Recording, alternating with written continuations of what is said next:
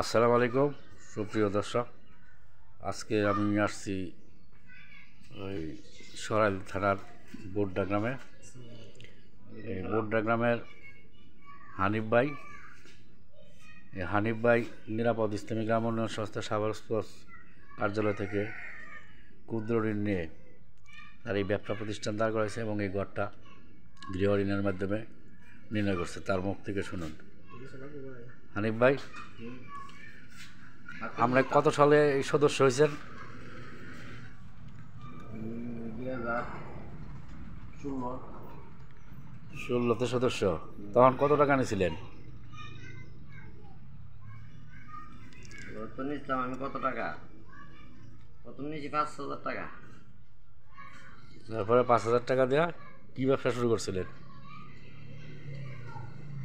এই ব্যবসা সার দোকান মুদি মাল এমনি সেখানে করছি। এখন আপনার দোকানে সর্বমোট মাল কত টাকার আছে?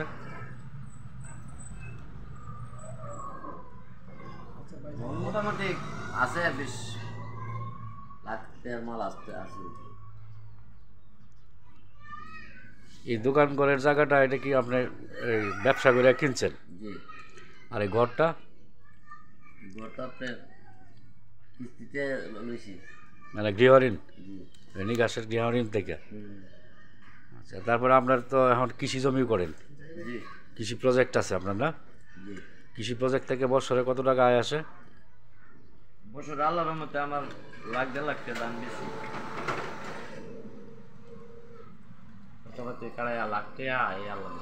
আপনার কোন কোন এনজিও থেকে ঋণ নিয়েছেন? শুধু নিকাশির থেকেই?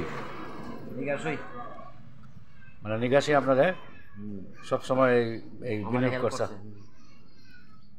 একটু দাঁড়ায় কথা বলেন একটু। ভাত খেতেছি একটু পরে, ভাত খেতেছি পরে কথা বলুন না, একটু ইয়ে করেন। এই যে হানিফ ভাইয়ের ব্যবসা প্রতিষ্ঠান, এই যে মানুষ দেখার জন্য, বিনোদনের জন্য তার বড় একটা টিভিও রাখছে। মানুষ এসে চা খায়, এই যে চার বিয়ে দেখেন। সে অত্যন্ত সুখী মানুষ। তার মেয়েরা শিক্ষিত, লেখাপড়া করছে, ইন্টারমিডিয়েট পর্যন্ত পড়ছে। তার বিয়েও দিয়ে দিয়েছে, ছেলেও খুব শিক্ষিত।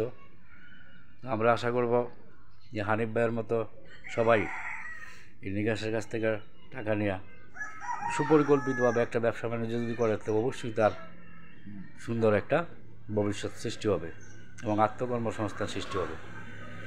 তার আত্মকর্মসংস্থান সৃষ্টির মাধ্যমে সে শুধু এই দোকানটাই প্রতিষ্ঠিত করে নাই, ধানের জমি কিনছে এবং সেই জমির থেকে সে যে ধান উৎপাদনের বছরে সে লাখ টাকার ধানও বিক্রি করতে পারে এবং নিজের খাবার সব কিছুই সে ব্যয়ভার বহন করতে পারে।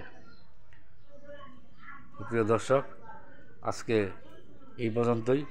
সবাইকে আসসালামু আলাইকুম, ধন্যবাদ। সবাই ভালো থাকবেন।